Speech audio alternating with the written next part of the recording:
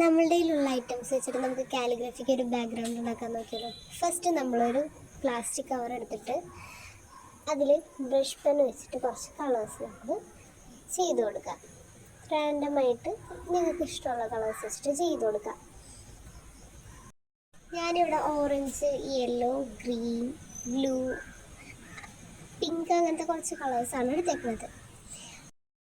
ഇങ്ങനെ കളേഴ്സ് ഒന്നുമില്ലെങ്കിൽ ആ കവർ മൊത്തം നമുക്ക് ആ പേജ് ഫില്ല് ചെയ്യാനുള്ള രീതിയിൽ ചെയ്യാം, അല്ലെങ്കിൽ ഒരു സെൻറ്റർ പോർഷൻ മാത്രമായിട്ട് ചെയ്യാം. അത് നിങ്ങളുടെ ഡിസൈൻ അനുസരിച്ചൊക്കെ ഇരിക്കും.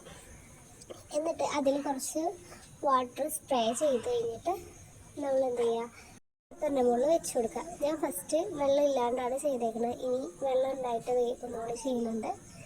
കണ്ട, ഇതാണ് ഇതിൻ്റെ റിസൾട്ട്.